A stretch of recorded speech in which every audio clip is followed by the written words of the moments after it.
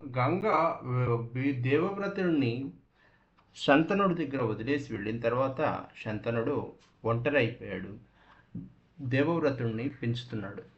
ఆ తర్వాత కొంతకాలానికి ఒకసారి వేటకు వెళ్ళినప్పుడు అతనికి మత్స్యగ్రంథి లేదా సత్యవతి అనే ఒక అమ్మాయి కలిసింది నదీ తీరంలో. ఆమె చేపలు పట్టే ఆవిడ.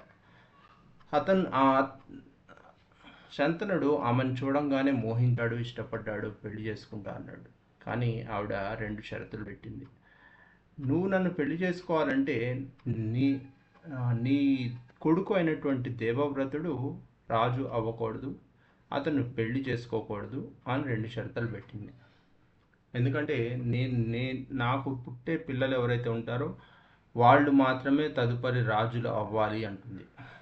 దానికి చాలా ఆలోచించిన తర్వాత శంతనుడు అక్కడి నుంచి వెళ్ళిపోయి చాలా రోజుల పాటు మౌనంగా ఉంటే ఎందుకు మౌనంగా ఉన్నాడు అని దేవవ్రతుడు కనుక్కొని తనే సత్యవతి దగ్గరికి వెళ్ళి, నువ్వు ఏవైతే షరతులు పెట్టావో అవి మాకు అంగీకారమే, నువ్వు దయచేసి మా నాన్నగారు అయినటువంటి శంతనుడిని పెళ్లి చేసుకో అని చెప్తాడు.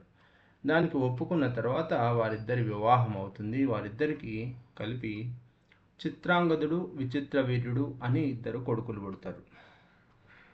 దేవవ్రతుడు ఆమె అడిగినట్టుగానే రెండు ప్రతిజ్ఞలు చేస్తాడు. నేను జీవితంలో ఎప్పుడు పెళ్లి చేసుకోను, ఆ రాజ కిరీటం మీద నేను రాజ్యాధికారం చేపట్టను అనే రెండు ప్రతిజ్ఞలు చేసి ఉంటాడు. అందుకనే అతని పేరు భీష్ముడు అంటారు. ఆ ప్రతిజ్ఞ చేయటమే కాకుండా జీవితాంతం అదే ప్రతిజ్ఞకు బందీ అయి ఉంటాడు. ఆ తర్వాత కాలంలో వీరిద్దరు చిత్రాంగదుడు, విచిత్ర వీరుడు ఇద్దరు కూడా చిత్రాంగదుడు ఎక్కువ వేరే రాజ్యాల మీద దాడి చేయటం అలాంటివి చేస్తూ ఉండేవాడు. ఒక యుద్ధంలో చనిపోయాడు.